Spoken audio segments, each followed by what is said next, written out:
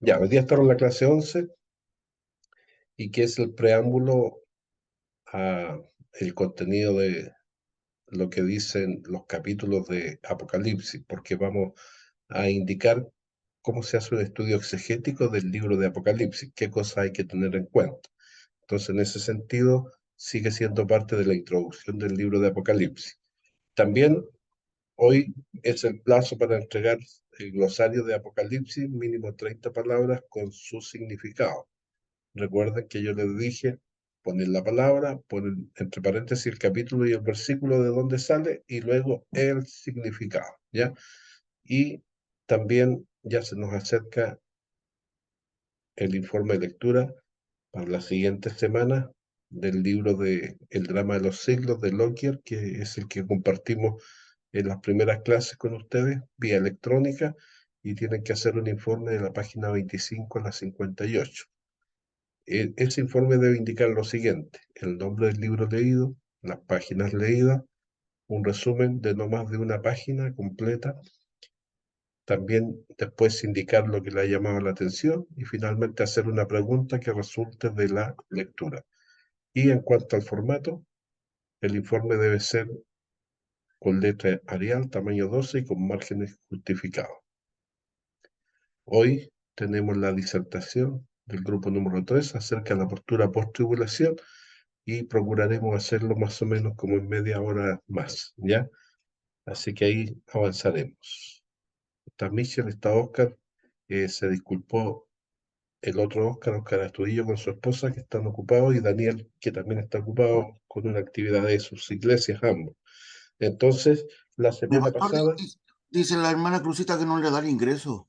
así, a ver, déjeme ver qué pasa, vamos a ver, así, está aquí, ya, ahí está, ya, gracias por avisar, ahí quedó, por lo menos se está agregando, ya.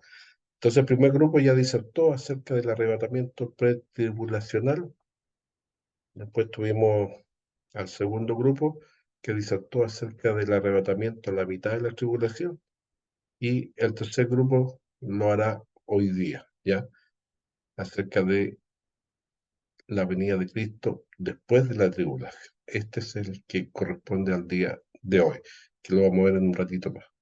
Entonces, avanzaremos lo más posible en este contenido de la introducción al libro de Apocalipsis. Repasando lo que vimos la semana pasada, estuvimos viendo el temario, los contenidos de los 22 capítulos a modo de recordatorio y que algo se nos vaya quedando en nuestra memoria. Dijimos que el capítulo 1 tiene que ver con la introducción del libro y habla también acerca de la descripción de Cristo. En el capítulo 2 y 3 está el mensaje a las 7 iglesias de Apocalipsis. En el capítulo 4, Dios está sentado en su trono. En el capítulo 5 aparece el Cordero degollado. Capítulo 6, los juicios de los 7 sellos. En el capítulo 7 aparecen los 144.000 por primera vez. Capítulo 8 y 9, los juicios de las 7 trompetas. En el capítulo 10, comer el libro. En el capítulo 11, los dos testigos.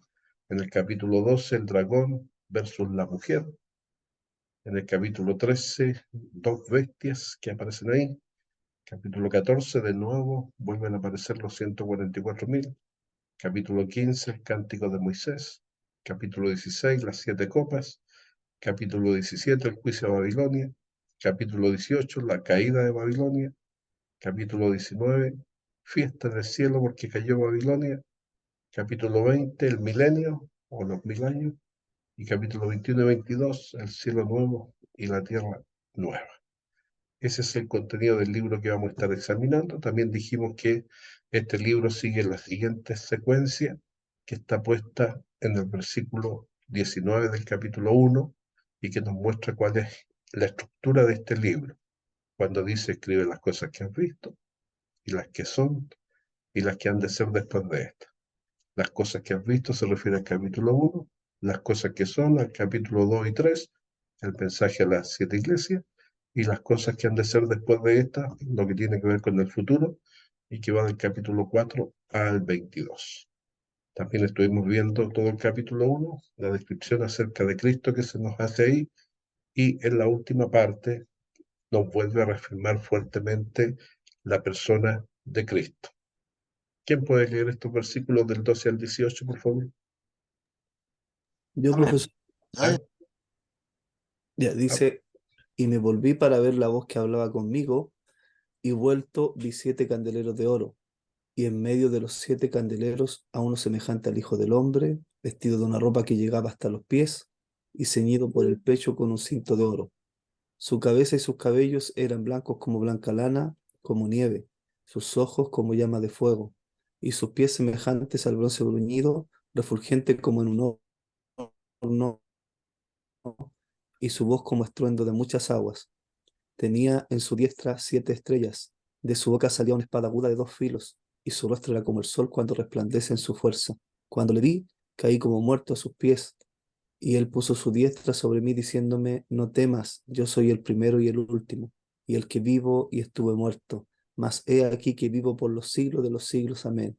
Y tengo las llaves de la muerte y del Hades. Muchas gracias. Entonces, esta frase que ya está indicando el simbolismo con el que se reconoce la literatura apocalíptica, dice en medio de los 7 candeleros, uno semejante al Hijo del Hombre, y en su diestra 7 estrellas. Entonces las preguntas serían quiénes son los 7 candeleros y cuáles son las 7 estrellas, y quién es ese que anda caminando en medio. Entonces, aquí está. Esto llega a ser simbolismo. El mismo capítulo nos da en algún sentido la respuesta o otra parte de la Biblia, como en este caso se habla del candelero en el Antiguo Testamento, que hablaba de la responsabilidad que tenía la iglesia de ser luz a las naciones, hablando del pueblo de Dios en el Antiguo Testamento. En el Nuevo es esa misma idea, Pablo se la transfiere, perdón, el apóstol Pedro en su escrito se las transfiere a la iglesia. Y bueno, cuando se describe a Cristo en estos versículos leídos del 12 al 18, se habla de su cabeza, sus cabellos, sus ojos, sus pies, su boca, su voz, su rostro, sus llaves. Y todo eso no es otra cosa que la descripción que se hace del Hijo del Hombre. Su cabeza y su cabello eran blancos como lana blanca, como nieve. Juan solo puede describir la aparición de Jesús utilizando un término comparativo como en estos dos versículos. La terminología recuerda la descripción que hace Daniel de Dios, al que el profeta llama el anciano de día. Entonces, por eso muchos dicen que Juan cuando escribe esto y recibe la revelación tenía muy en mente el libro de Apocalipsis, tal vez porque el libro de Daniel, porque pareciera ser que él lo leía frecuentemente, o es parte de la revelación de Dios y que tiene una concordancia tremenda con lo que dice el libro de Daniel. Por ejemplo, allá dice, tomó asiento un anciano de día, hablando de Daniel 7:9, su ropa era blanca como la nieve, sus cabellos también eran blancos como la lana, y su trono con sus ruedas centellaban como el fuego. Entonces hay una grande. La reacción de Juan cuando se encontró con Cristo es que cayó como muerto. Eso está en el versículo 17. El versículo 19 vuelve a mencionar lo que ya hemos dicho, que es la clave de este libro, porque nos dice cuál es la estructura, escribe las cosas que has visto, y las que son, y las que han de ser después de esta. Y en el 20 da las primeras claves también de descifrar los simbolismos que ha mencionado antes. Dice el misterio de las 7 estrellas que has visto en mi diestra y de los 7 candeleros de oro. Las 7 estrellas son los ángeles de las 7 iglesias y los 7 candeleros que has visto son las 7 iglesias. ¿Ya? Entonces recordamos para memorizar que la clave de este libro, el propósito del libro está reflejado en el 1:19, que dice, escribe las cosas que has visto y las que son y las que han de ser después de esta. La mayoría de los intérpretes conservadores concuerdan que las cosas que has visto se refiere al pasado de Juan y que tiene que ver con el capítulo 1, donde describe a Jesucristo. Las cosas que son hablan del presente de Juan y que es el mensaje que Dios le entrega para que a su vez le entregue a las 7 iglesias. capítulo 2 y 3 de Apocalipsis. Y las cosas que han de ser después de estas tienen que ver con el futuro hasta la eternidad, capítulo 4 al 22. Y el significado de los símbolos, ya lo había dicho, los 7 estrellas son los ángeles de las 7 iglesias, los 7 candeleros son las 7 iglesias. Y en este caso, que Jesús también camina en medio de su iglesia. Entonces, la idea es que las iglesias que reciben la luz de Jesús deben ser portadoras de luz. Si no lo hacen, Jesús le retirará su candelabro y dejarán de ser su iglesia. Entonces, todo eso era un poco lo que estuvimos viendo la semana pasada, y hoy día nos corresponde ver el estudio exegético del libro de Apocalipsis. Entonces, cuando hablamos del estudio exegético, aparece esta palabra que se llama exégesis. ¿Qué quiere decir la palabra exégesis? Y aquí tenemos que es un término que deriva del griego exegoumai, que se traduce como extraer.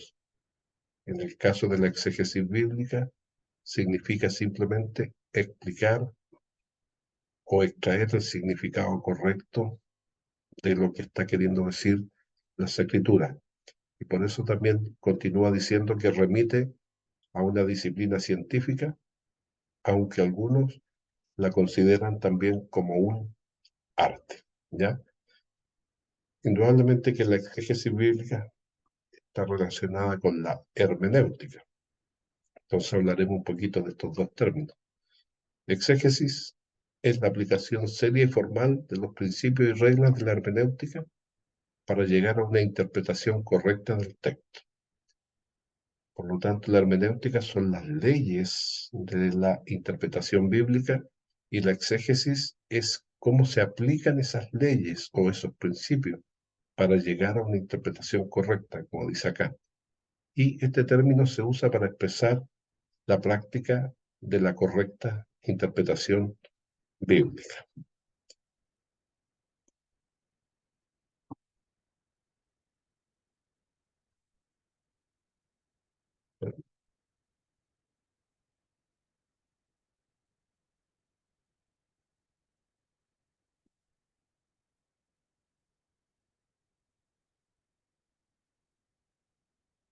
Esperen un poquito.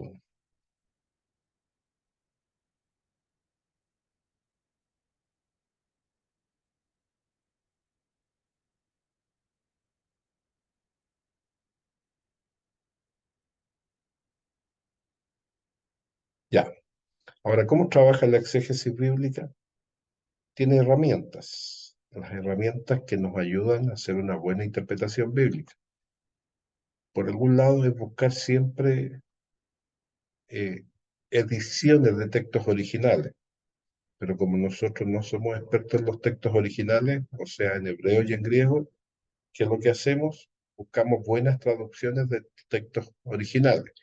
Y por eso se estima, cuando se estudia hermenéutica, que un estudiante de la Biblia debe tener por lo menos 3 traducciones bíblicas diferentes, siendo, por ejemplo, la Reina Valera 60 una, pero hay que buscar otras traducciones, como por ejemplo la NBI, la Palabra de Dios para Todos, la Biblia del lenguaje actual, la Reina Valera contemporánea, la NTV, Nueva Traducción Viviente, alguna de ellas, por lo menos 3.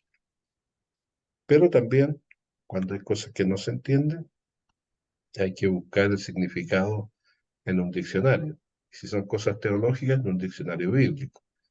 También nos sirven las Biblias de estudio que al final tienen una concordancia o algo que se llama la sinopsis de la Biblia, que sería como la Biblia en panorama, ¿ya? Y que nos ayuda a saber de qué se trata cada uno de los libros que tiene la Biblia. Ahora, cuando dijimos que generalmente cuando se va a hacer interpretación bíblica, que eso sería la exégesis, hay que acudir a la hermenéutica, que es la que nos da las leyes o los principios. Pero también la hermenéutica nos dice cuál es el mejor método para traducir la Biblia. Y el mejor método para traducir la Biblia es el método gramático histórico o el histórico crítico, ¿ya? Entonces nosotros siempre preferimos eso y eso lo estuvimos hablando en la primera clase. y también la semiótica, que tiene que ver con el significado de las palabras. Pero también hay otras disciplinas que trabajan en una exégesis bíblica y ahí dependiendo también de qué queramos sacar a colación del pasaje bíblico. Entonces, por ejemplo, tenemos la sociología, la antropología, la filología, la lingüística, la literatura, la historia, etcétera. Todas esas, la psicología, todas esas cosas nos ayudan. Son ciencias que en algún sentido nos hacen mirar la Biblia de una buena forma. Entonces, todo esto son auxiliares o herramientas que nos ayudan a poder hacer una buena interpretación bíblica. Y aquí está lo mismo que decía la imagen anterior o la diapositiva anterior, pero aquí está con imágenes de libro, como un nuevo diccionario bíblico, arriba hay un diccionario teológico, al medio hay otro diccionario teológico, ¿ya? Entonces son diccionarios especiales que nos ayudan a comprender ciertos significados que tal vez no entendamos de buenas a primeras. Ahora, en cuanto a la Biblia, tenemos que saber que la Biblia es un libro abierto. Por algo la Biblia dice, bienaventurado el que lee, el que oye y guarda, ¿ya? El contenido de este libro. Entonces, entender que el Apocalipsis es la revelación de Jesucristo y que la Biblia debe interpretarse a sí misma. Cuando decimos que Apocalipsis es un libro abierto, hay que recordar que el ángel de Dios ordenó que no fuese sellado al final del libro de Apocalipsis, en el 22:10. Por lo tanto, Daniel era distinto, porque a Daniel se le dice, cierra el libro de esta profecía hasta el tiempo del fin. Acá, como ya se nos habla del tiempo del fin, se pide que este libro no sea sellado. Entonces, aquí vemos una revelación. La revelación es algo revelado, que quiere decir que el Señor da a conocer cosas que el hombre no puede conocer por sí mismo. Ya el Señor mismo reveló a su siervo, a Juan, los misterios contenidos en este libro llamado Apocalipsis, y es su propósito que estén abiertos al estudio de todas las personas que vayan con humildad a procurar entender el contenido del libro. Ahora, ¿cómo entender el libro de Apocalipsis? Hay 3 puntos importantes a considerar. El punto número 1, el Apocalipsis no es un libro cerrado, es la revelación. Así dice el versículo 1. O sea, es un libro en el cual Dios abre el cofre maravilloso de sus misterios y los hace comprensibles para sus hijos. Punto número 2, el Apocalipsis es la revelación de Jesucristo. Usted quedará emocionado al captar la belleza de Cristo que refleja este libro. Y el punto número 3, el Apocalipsis no solo nos revela a Cristo, también es la revelación de Jesucristo revelando su doctrina. Además a eso se le agrega su voluntad, sus planes para sus hijos en el presente y en el futuro inmediato y también en el futuro eterno. Así comienza el libro, en el capítulo 1, versículo 11, con esta indicación a Juan de que escriba en un libro lo que ves y que lo envíe a las 7 iglesias que están capítulo 2 y 3. Entonces los pasos de la revelación son los siguientes. Dios es la fuente, te dice que esta revelación es acerca de Jesucristo, quien es nuestro Redentor, y se la entrega a través de un ángel, que es un mensajero, un ministrador. A Juan, el profeta, quien es el que escribe la visión con la indicación que se la envía a las 7 iglesias, que es el que representan al pueblo de Dios en este libro de Apocalipsis. Ahora, ¿quién hace todo este trabajo? Indudablemente de inspirar a Juan a hacerlo, el Espíritu Santo, que es nuestro maestro y consolador y lo abarca todo. Ahora, ¿por qué Jesús habló en parábolas y dio el Apocalipsis en símbolo?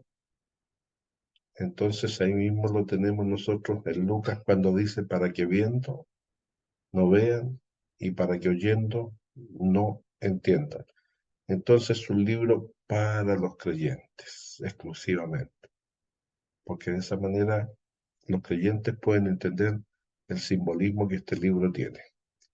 Entonces Jesús habló por parábolas primeramente porque la verdad y en general la palabra de Dios debe ser aceptada voluntariamente. Y el desprecio y el odio que los líderes judíos sentían por él, sumado por la autosuficiencia llena de orgullo nacional de casta, los impedían ser enseñados y ver cómo lo ven los sinceros y humildes hijos de Dios. Que hubo muchos que aceptaron gozosos al Mesías esperado por los tres, por más, bueno, gozoso esperado por miles de años. Entonces, acá los que hemos estudiado los primeros libros del Nuevo Testamento, los evangelios, por ejemplo, se habla justamente de que los judíos religiosos no entendieron, no aceptaron, y por lo tanto los despreciados sí creyeron y aceptaron. Entonces, los entendidos no entendieron y los no entendidos sí entendieron. Otra nota es que no todos podrán entenderlo, porque para algunos el prejuicio, el preconcepto, la idiosincrasia, la pasión y el instinto habla por la razón e inteligencia primero, porque son demasiado sabios en su propia opinión y nunca querrán ser enseñados por la palabra de Dios. Y con todo tipo de maldad que engaña a los que se pierden porque rehusaron amar la verdad para ser salvos. Por eso Dios les envía un poderoso engaño para que crean la mentira, para que sean condenados todos los que no quisieron creer a la verdad y antes se complacieron en la maldad. Eso sale ahí en 2 Tesalonicenses capítulo 2, versículo 10 al 12. Y una nota tercera dice: el propósito de Dios de hablar en símbolo fue para proteger su verdad ante los enemigos que podrían destruirla. Por ejemplo, si el papado hubiera sabido que el Apocalipsis denunciaba su apostasía, hubiera hecho como hizo con la mayor parte de los escritos y testigos que llevó a las llamas. Ahora, ¿cómo interpretar sin riesgo de error los símbolos? Y esta es una consideración que hay que tener en cuenta. Recordar que una de las reglas de la hermenéutica o de los principios de la hermenéutica es que la Biblia se interpreta siempre a sí misma. Por lo tanto, la regla de la hermenéutica se llama la analogía de las escrituras. O sea, hay que comparar las escrituras para que en algún lado encontrar el simbolismo, el significado del simbolismo que éste tiene. Por ejemplo, la bestia detallada en Daniel 7:23 no es una bestia. En la interpretación que Dios le da a Daniel a través de un ángel, es que dice que esa bestia que tenía cuernos representa un reino y los cuernos son parte del poder ejercitado por ese reino. Otro ejemplo son las aguas. ¿Alguien puede leer Apocalipsis 17:15, por favor?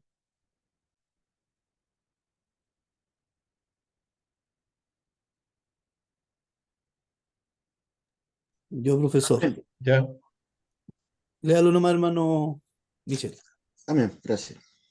Me dijo también, las aguas que has visto donde la ramera se sienta son pueblos, muchedumbres, naciones y lenguas. Entonces ahí lo dice claramente, las aguas que has visto en realidad no son aguas, son pueblos, son gente, muchedumbre, ¿ya? Entonces, cada vez que vamos a interpretar un simbolismo, se debe seguir la siguiente pauta.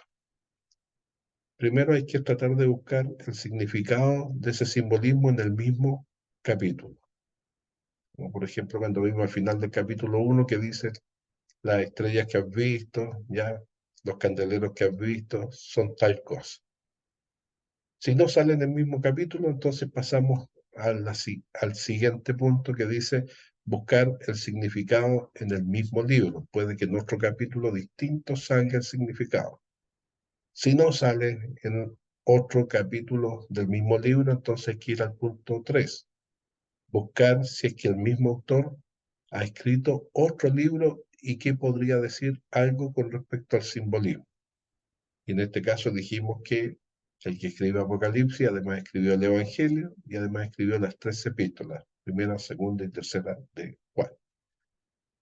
Después, si no hay nada, entonces también podemos buscar en el mismo Testamento, en este caso Apocalipsis, donde debiéramos buscar significados primero en el Nuevo Testamento, ¿ya? Y después saltar al otro Testamento. Ya hemos dicho que Apocalipsis tiene una conexión tremenda con el libro de Daniel, pero también hay otros pedacitos por ahí que tienen que ver con Isaías, con Zacarías, con Ezequiel. Entonces, finalmente se compara y se buscan las explicaciones en toda la Biblia. Ya, esa es la pauta que se debe seguir. Ahora, ¿cuánta seguridad hay en la palabra profética? El apóstol Pedro, inspirado por el Espíritu, declara en los versículos de 2 Pedro 1, 16 al 19, que tenemos también nosotros la palabra profética más segura. Entonces, tenemos seguridad plena de que la Escritura nos sirve. Pero también hay que considerar dos advertencias. La primera advertencia que nos hace Pedro dice, entendiendo primero esto, que ninguna profecía de la Escritura es de interpretación privada. Entonces, la primera advertencia es que nadie puede decir, mira, Dios me ha dado una interpretación exclusivamente para mí, porque la Biblia, los capítulos bíblicos, no son de interpretación privada, ¿ya? Es para que todos conozcan el contenido. Y en segundo lugar, o la segunda advertencia, dice acá Apocalipsis 22, 18 y 19, advierto a todo el que oye las palabras de la profecía de este libro, que si alguno le añade algo, Dios traerá sobre él las plagas escritas en este libro. Y si alguno quita algo de las palabras del libro de esta profecía, Dios quitará su parte del libro de la vida y de la santa ciudad que se describen en este libro. Entonces, lo que nos está diciendo es que todos podemos comprenderlo y podemos comprender todo el contenido de las Escrituras. Por eso Juan 7:17 dice, el que quiera hacer la voluntad de Dios, conocerá si la doctrina es de Dios o si yo hablo por mi propia cuenta. Entonces, ¿quiénes pueden hacer eso? Los que conocen la Biblia, los que conocen la doctrina, saben cuando alguien está realmente diciendo lo correcto. Y también se nos dan promesas. Por ejemplo, Jeremías 33:3, generalmente conocemos la primera parte y en la que hacen alusión los predicadores. Clama a mí y yo te responderé. Pero la segunda parte tiene que ver con esto que estamos conversando acá.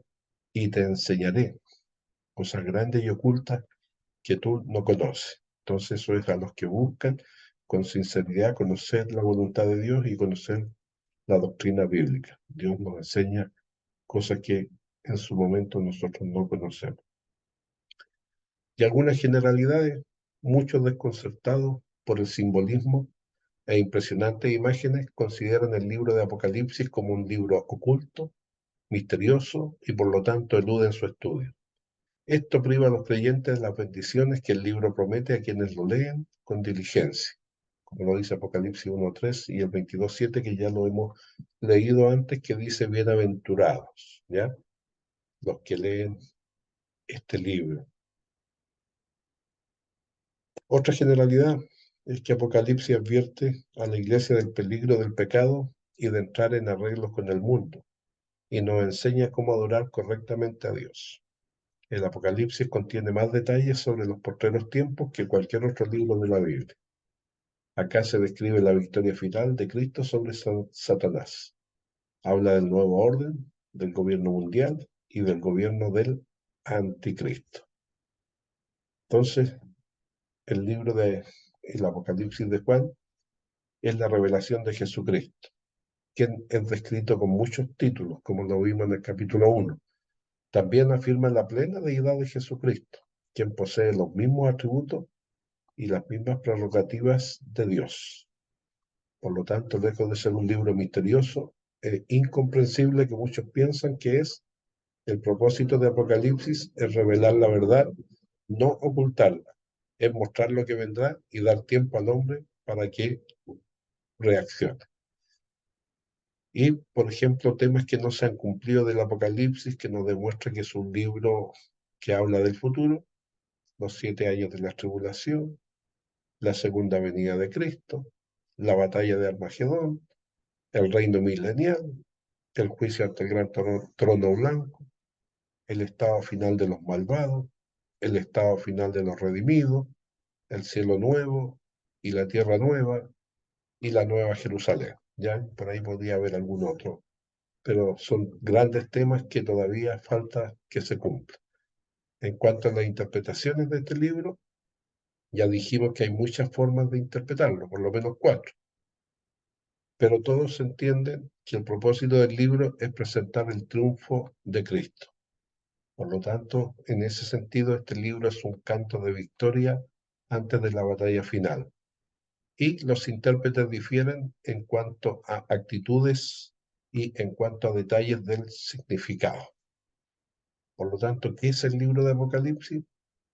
Apocalipsis es una extensa carta o libro corto enviado a 7 iglesias existentes en Asia Menor cerca del año 100 después de Cristo. Eso es su contexto inmediato. Estas cartas las recibieron las iglesias y fueron leídas en cada una de ellas. Y uno de los hermanos de los pastores designados para leer la carta la debía leer delante de toda la congregación. Los destinatarios, en Apocalipsis 1:4, dice a las 7 iglesias que están en Asia. Note que no dice a las iglesias del final de la historia, ¿ya? Por lo tanto, sus principios son de aplicación permanente para la iglesia en cualquier lugar del mundo. Ahora, lo que es el libro de Apocalipsis.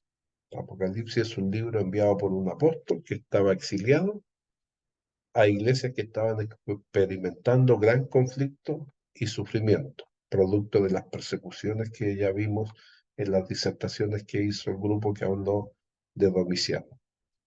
Apocalipsis 1:9 dice: Yo, Juan, vuestro hermano, y copartícipe vuestro en la tribulación, en el reino y la paciencia de Jesucristo.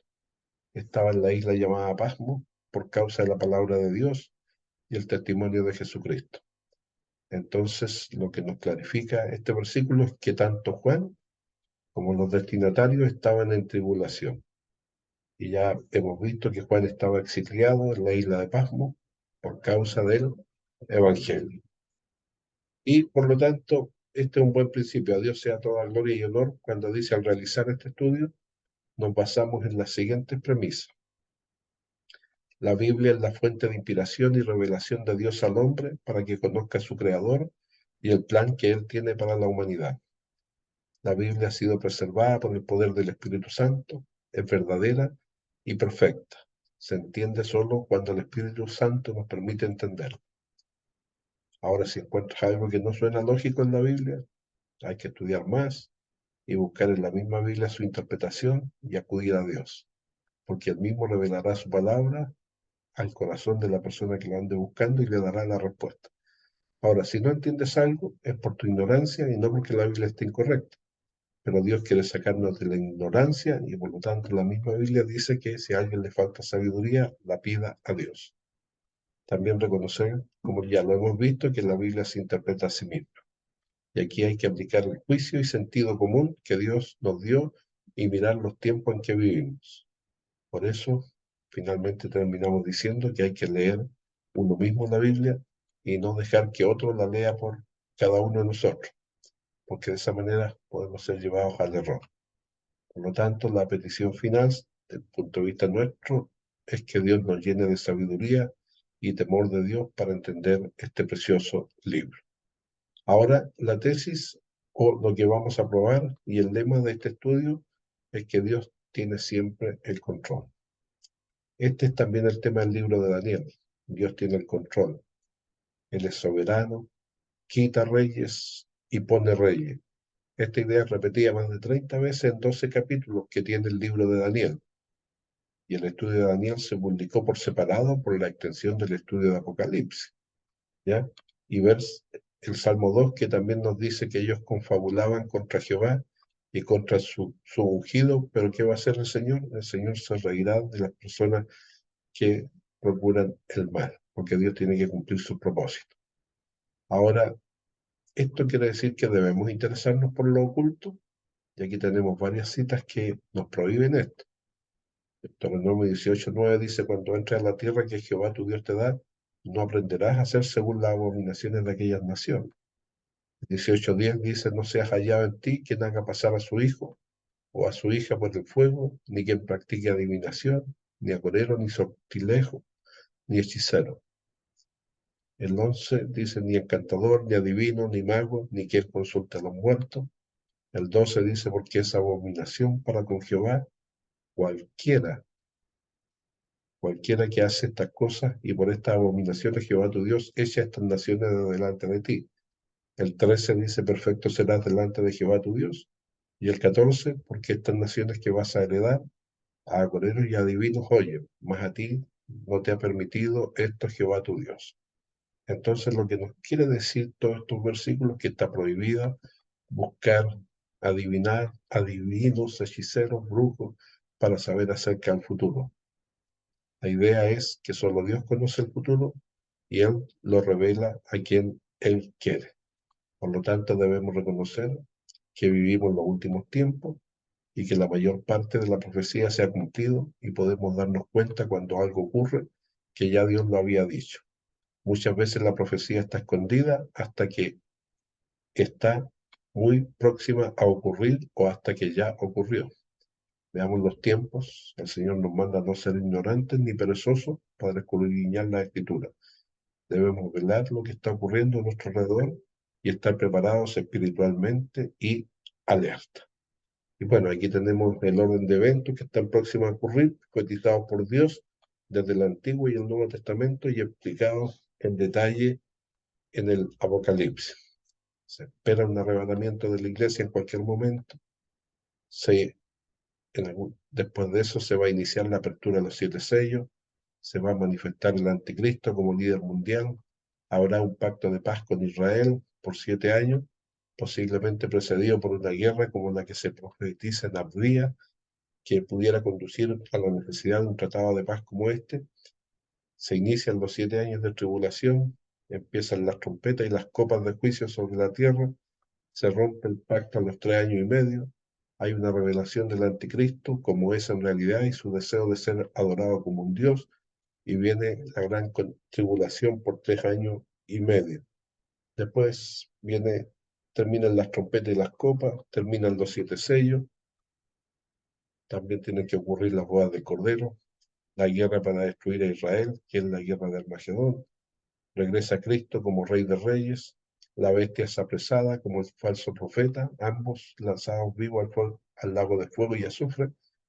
Satanás es encadenado por 1000 años en el abismo, el reino de Jesucristo es por 1000 años, el milenio. Satanás es suelto, seduce nuevamente a los moradores de la tierra, hay una nueva guerra contra el Mesías y Jerusalén, baja fuego del cielo y consume a todos los rebeldes, y Satanás lanzado al lago de fuego. Viene el juicio del trono blanco, el cielo nuevo y la tierra nueva, donde finalmente se nos habla de la ciudad de Jerusalén que baja del cielo y comienza la eternidad. Entonces, la primera división de Apocalipsis son las cosas que has visto. ¿Y qué había visto Juan? Una visión del Hijo del Hombre, además de ser testigo de la vida, obra, muerte, resurrección y ascensión de Jesús. Entonces Cristo se le revela a Juan en su majestad y le da muchas características de su divinidad y perfección. Cambió su cabeza y sus cabellos como lana blanca, como nieve, pero sus pies como bronce bruñido, refulgente como en un horno. Y comparar con la visión de Jesús que tiene Daniel 10, 5 al 9, y el efecto de esta visión en ambos profetas.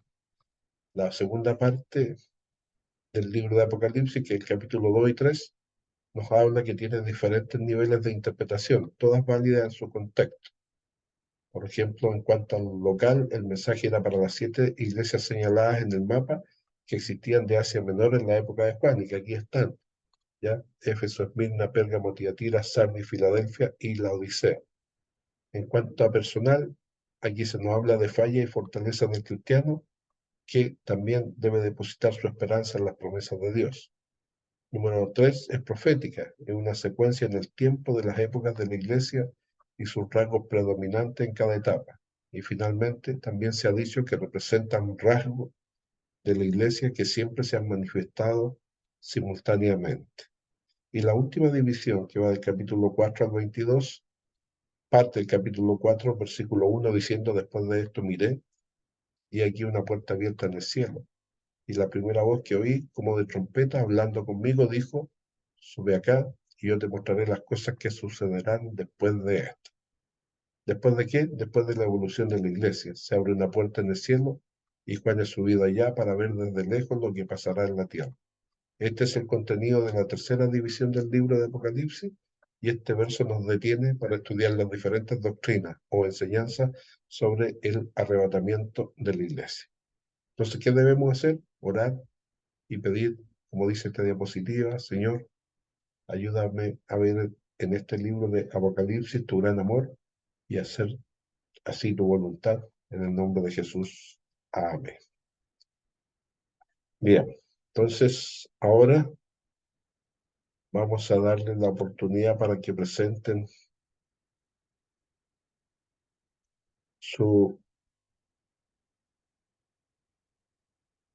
el grupo, ¿ya? Le vamos a dar el privilegio para que hagan la presentación, por favor.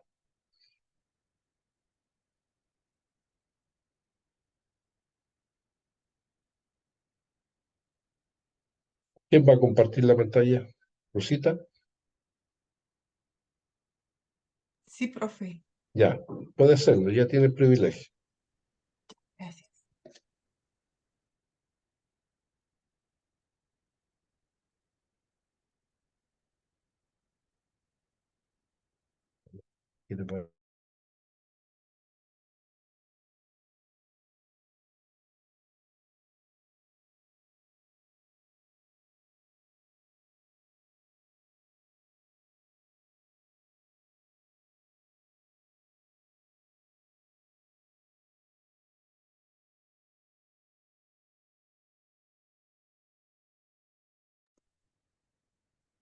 ¿Me puede dar aviso, por favor, si cargo la pantalla?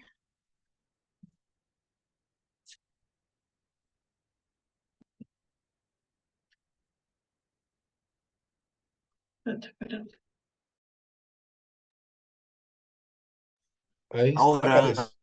Hay que agrandarla, ¿no?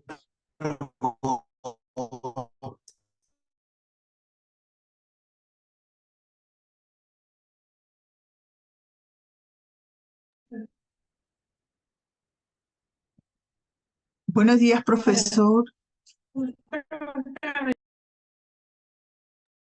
Buenos días, ahí se ve. Hay que agrandar nomás la presentación. Ahí. Y lo que pasa es que la computadora está un poco mal entendido por eso.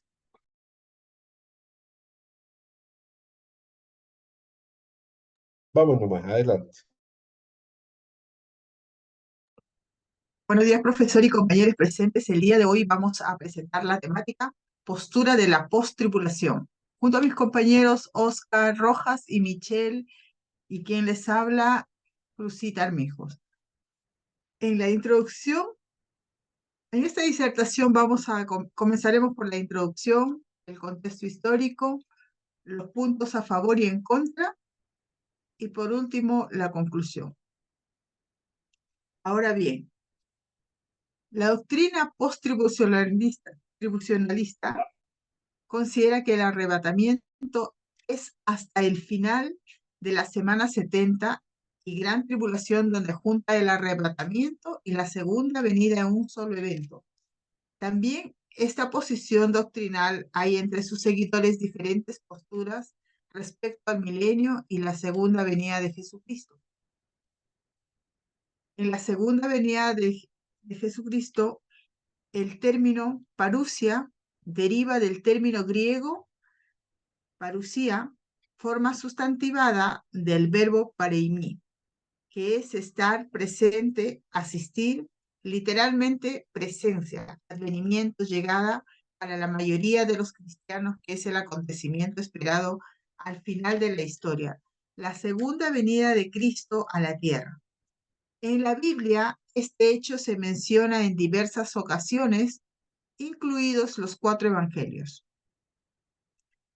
Ahora bien, el arrebatamiento o rapto Arrebatamiento viene del griego arpazo, arrebatar ejerciendo una fuerza de manera súbita, apoderar, saquear, tomar a través de la fuerza. En Juan 6:15 dice, dándose cuenta que iban a venir y llevárselo por la fuerza arpazo para hacerle rey, se refiere a Jesús, se retiró. Didácticamente diremos que el arrebatamiento es un tomar por parte de Dios a su pueblo fiel, en forma sorpresiva y literal, sin que haya nada que lo pueda evitar para estar para siempre con él. En Primera de Tesalonicenses 4:17 dice, luego nosotros los que vivimos, los que hayamos quedado, seremos arrebatados juntamente con ellos en las nubes para recibir al Señor en el aire, y así estaremos siempre con el Señor. Por estas características, algunos le llaman el rapto. Cuando consideramos cualquier tema relacionado con la escatología, el estudio del fin de los tiempos, es importante recordar que casi todos los cristianos están de acuerdo en tres cosas. El rapto ocurrirá antes de que comience la tribulación, pretribulacionismo. El segundo punto es el rapto ocurrirá en el punto medio de la tribulación, mid-tribulacionismo. El tercer punto es rapto ocurrirá al final de la tribulación, post-tribulacionismo. El post-tribulacionismo enseña que el rapto ocurre al final o cerca del final de la tribulación. En ese momento la iglesia se reunirá con Cristo en el aire y luego regresará a la tierra para el comienzo del reino de Cristo en la tierra. En otras palabras, el rapto y la segunda venida de Cristo para establecer su reino ocurrirá casi simultáneamente. Según esta postura, la iglesia pasa por toda la tribulación de 7 años.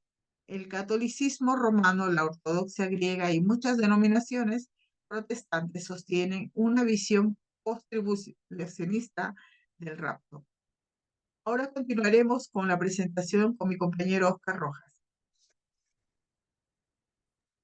Bien, Adelante. ahora vamos a analizar un poquito entonces el contexto histórico de esta postura post-tribulacionista. Bueno, los post-tribulacionistas señalan que históricamente, dicen ellos, el pueblo de Dios ha experimentado siempre tiempos de intensa persecución y de prueba. Por eso ellos dicen que no debe sorprender que la iglesia también experimente la gran tribulación del fin de los tiempos. Con respecto a esto, ¿cierto? El punto de vista post-tribulacional distingue un poco lo que es lo que señala Apocalipsis, ¿cierto? La ira de Satanás, ¿cierto? De la ira del hombre. Hace una distinción ahí en el libro de Apocalipsis, diciendo que la ira de Satanás en este caso se dirige contra los santos y que Dios en cierta medida la permite como una manera de purificar a los fieles. Y por otro lado, ¿cierto? La ira de Dios se derrama sobre el anticristo y su reino impío, y ellos dicen que en este contexto, ¿cierto? Dios va a proteger, Dios va a librar a su pueblo de este castigo. Esa es más o menos la postura de los post-tribulacionistas, ¿cierto? Que señalan esto al respecto de lo que relata Apocalipsis en relación con estos dos puntos de vista o lo que el mismo libro enseña de que por una parte va a estar toda la ira de Dios desatada sobre la tierra y también, ¿cierto? Va a estar la ira de Satanás también sobre la humanidad. Entonces, ellos hacen esta distinción diciendo que Dios en cierta medida va a proteger a su pueblo de aquello. Bien, avanzamos la diapo, por favor. Y en este caso, debemos notar en cierta medida, ¿cierto? Que, bueno, esta postura post-tribulacionista es muy antigua, o sea, por 1800 años más o menos la iglesia siempre mantuvo, en general, digamos, pueden haber casos también diversos, pero en general la iglesia siempre mantuvo una posición post-tribulacionista en relación al rapto y la venida de Cristo. O sea, incluyendo grandes padres de la iglesia de los primeros siglos. Y también, si hablamos de los reformadores, ¿cierto? Martín Lutero, Juan Calvino, Casiodoro de Reina, Cipriano de Valera, que, ¿cierto? Fueron hombres que nosotros los consideramos baluartes de, de la fe, grandes instrumentos en las manos del Señor. Cipriano de Valera, ¿cierto? Ellos siempre han creído que el rapto y el regreso del Señor Jesucristo suceden después de los 7 años del anticristo. Entonces, en el Nuevo Testamento vamos a encontrar esta palabra que mencionaba mi hermana, parousia, en todos los pasajes que tienen que ver con el regreso de Cristo. Y los post-tribulacionistas dicen que este es un hilo conductor.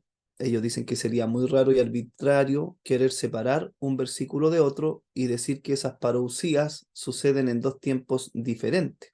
Todavía no. El rapto y el regreso de Cristo. Ya sería muy, muy raro, dicen ellos, separar, digamos, este hilo conductor cuando habla de la venida de Cristo, ¿cierto? Del advenimiento de su presencia, ¿cierto? Separar, ¿cierto? Cada vez que se habla de eso, separarlo en dos tiempos diferentes, rapto y regreso de Cristo. Ellos dicen que sería muy, muy arbitrario. Establecen que de hecho ningún versículo de la Biblia habla de un rapto secreto ni de una venida en secreto. Sí dicen que la Biblia habla de un regreso sorpresivo, como ladrón en la noche, que es algo diferente. Y también en relación a esto mismo, avanzamos la diapo, los primeros escritores de la iglesia, ¿cierto? Como he mencionado también, eran tribulacionistas, ¿ya? Y aquí quiero mencionar un poquito esto, ¿cierto? Que el postribulacionismo no es una doctrina nueva o extraña. Desde la era apostólica hasta los inicios del protestantismo se compartió esta enseñanza. Ya desde el siglo XIX en adelante comenzó a adoptarse más fuertemente esta interpretación pretribulacional. Y es significativo en este contexto que los padres de la iglesia antinicenos escribieran todos como postribulacionistas que anticiparon un momento de gran tribulación que ocurría ante la segunda venida. Por ejemplo, si mencionamos a Ireneo, Ireneo en su obra Contra las herejías, el mismo Ireneo escribe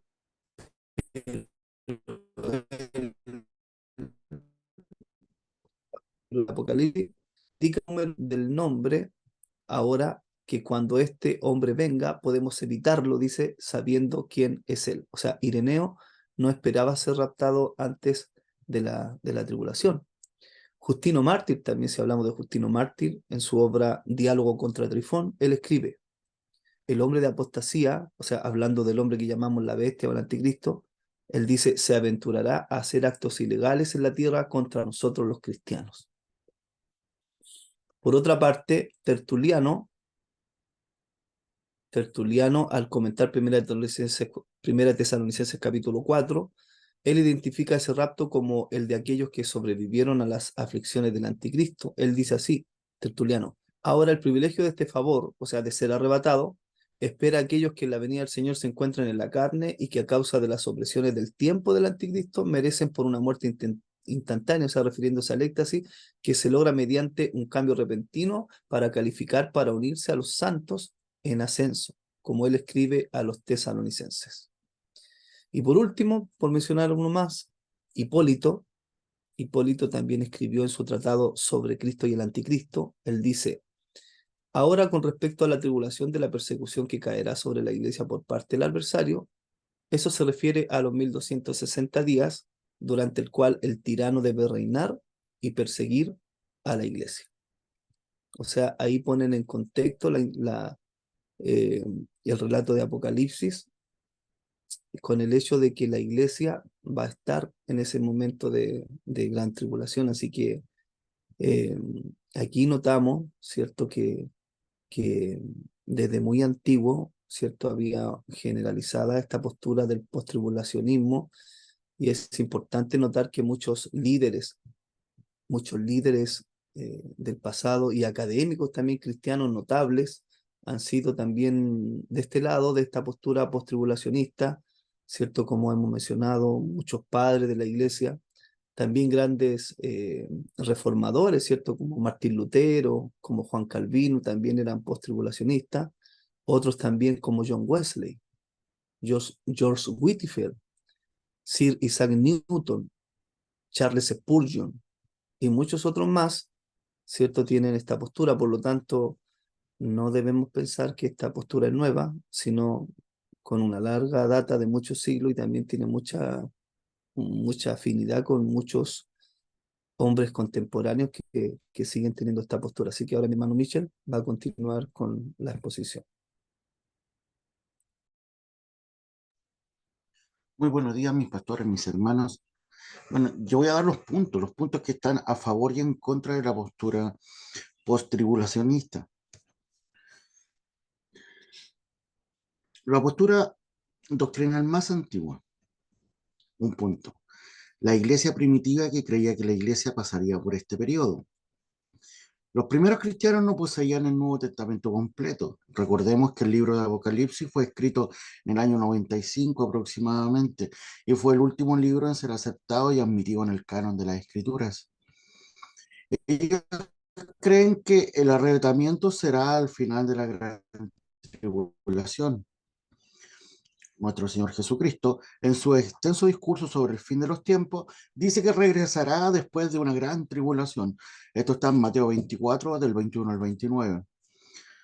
Apocalipsis 19, 20 menciona solo la segunda venida del Señor, solo una segunda venida del Señor. Apocalipsis 13, 7, habrá santos en la tribulación. Apocalipsis 25, resurrección de los muertos, resurrección asociada con el rapto en Primera de Tesalonicenses 4:16. La Biblia nos habla únicamente de dos resurrecciones. Sobre esto el Señor Jesús dijo: no os maravilléis de esto, porque vendrá hora cuando todos los que están en los sepulcros oirán su voz, y los que hicieron lo bueno saldrán y resucitarán de vida, más los que hicieron lo malo a resurrección de condenación. Esto está en Juan 2:28 al 29. El apóstol Pablo enseñó que la primera resurrección precede inmediatamente al rapto de la iglesia.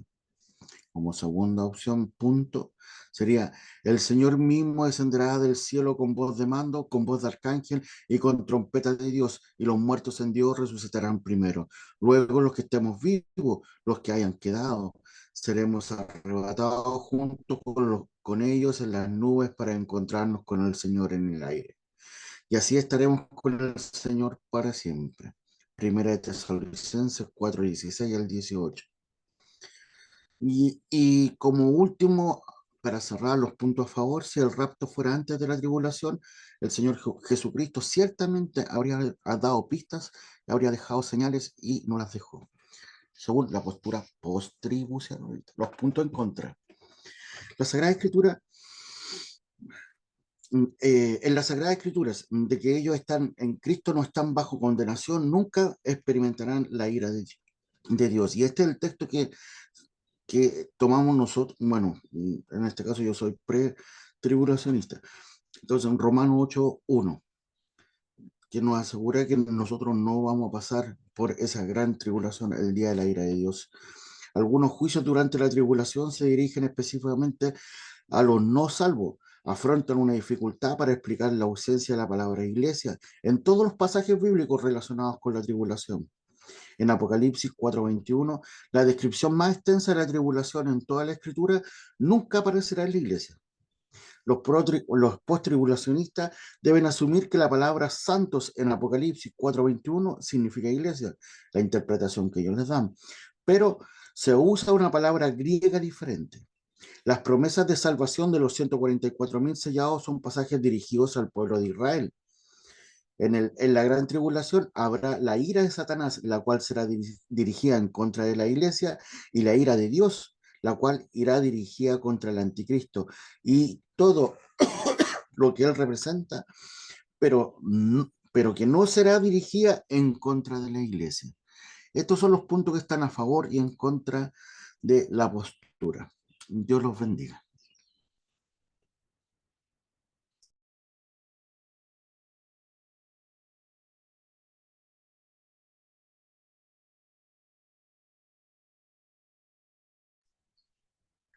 Y como último, las dos imágenes que está mostrando mi hermana Cruzita, un simbolismo, cómo se representa los tiempos, que serían después de la gran tribulación. Sería un periodo donde el pueblo de Dios, sin distinción, serían todos pasados por estas pruebas, solamente los verdaderos llegarían al milenio con nuestro Señor Jesucristo. Esa sería nuestra presentación. Muchas gracias. Dios los bendiga grandemente.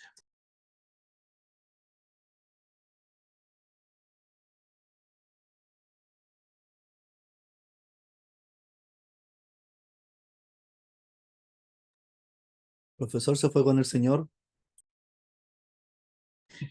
Lo aburrimos. Ya, O fue el rapto, se aburrió de nosotros. muchas gracias por Creo la... que se fue él, lo arrebató el Señor. No, sí, estamos acá escuchando. Hay un aplauso para el grupo. Estuvo muy bien buena la presentación, ¿eh? Sobre todo la parte final que a veces los otros grupos no lo hicieron con tanta claridad en cuanto a los argumentos a favor y los argumentos en contra. ¿Ya? Así que en otra ocasión vamos a examinar los tres en su contexto, en cuáles son los puntos más fuertes y los más débiles de cada uno. Pero gracias por la presentación, que Dios les bendiga. Y como nos fuimos de un tirón, entonces la clase dura hasta acá. Ahora vendría el recreo. Y acuérdense que hoy día está la capilla, están todos invitados a participar. Yo estoy en Lima, Perú, ¿ya? Estoy en el hotel y en un Gloria a Dios, rato más profesor. o a la tarde regreso a Santiago. Así que la señal no era muy buena, por eso estuve con la cámara apagada, ¿ya? Pero está grabada la clase, así que ahí después se la vamos a mandar a los otros que se excusaron por tener actividades eclesiásticas. Así que Dios les bendiga. Recuerden de mandarme la presentación, Cruzita, a mi correo para yo mandarle después la nota del grupo, ¿ya? Ya lo Así que, enviamos. ya lo enviaron, gloria a Dios, mucho mejor entonces. Ya Sí, pues, profe. que Dios les bendiga. Coma un ceviche, por favor, a mi nombre. Oh, ya, a la hora del almuerzo, ahora el último almuerzo, pero ya he comido Amén. ceviche ya, así que a mí me encanta también, así que acá estamos Eh, disfrutando el cariño de los limeños. Dios les aleluya. bendiga. Amén. Bendiciones. Que el Señor le bendiga.